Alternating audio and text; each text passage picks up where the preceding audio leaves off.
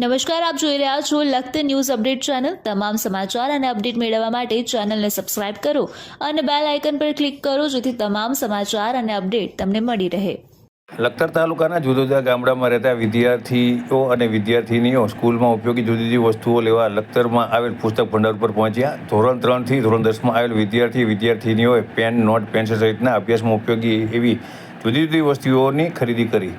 ઉનાળુ વેકેશન પૂરું થઈ ગયું છે, સાથે સ્કૂલ પણ ખુલી ગઈ છે। વિદ્યાર્થીઓ અને વિદ્યાર્થીઓને 1 મહિના જેટલા સમયમાં પોતાના મોસાળમાં ફરવાલાયક સ્થળ, પોતાના ગામમાં પોતાના સ્વાધ્યાયી મિત્રો, શહેરી મિત્રો, પોતાના મામા, માસી, દાદા, કાકાના ભાઈઓ બહેનો સાથે ખૂબ જ મોજ મસ્તી કરી હતી અને હાલ સ્કૂલ ખુલતા પાછા સ્કૂલમાં અભ્યાસ કરવા પરત ફર્યા છે।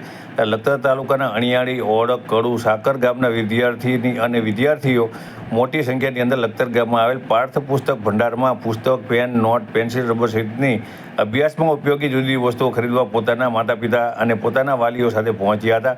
પુસ્તક ખરીદી સમયે વિદ્યાર્થીઓ અને વિદ્યાર્થીઓના ચહેરા પર આનંદ છવાયો હતો। સાથે પોતે લખતર શું કામ આવ્યા છે અને આગળ અભ્યાસ કરી તે શું કરશે તેની પણ માહિતી આપવામાં આવી હતી। ત્યારે મોટી સંખ્યાની અંદર વિદ્યાર્થી અને વિદ્યાર્થીઓના વાલીઓ આ પુસ્તક ખરીદી સહિત જુદી જુદી વસ્તુઓ ખરીદવા આવ્યા હતા અને તેમના ચહેરા ઉપર સ્કૂલમાં અભ્યાસ કરવાનો આનંદ જોવા મળી રહ્યો હતો અને નાના વિદ્યાર્થીઓથી માંડી અને મોટા વિદ્યાર્થીઓ આ જે પાર્થ પુસ્તક ભંડાર છે ત્યાં પહોંચ્યા હતા અને તેમના દ્વારા જુદા જુદા પુસ્તકની ખરીદી કરવામાં આવી હતી।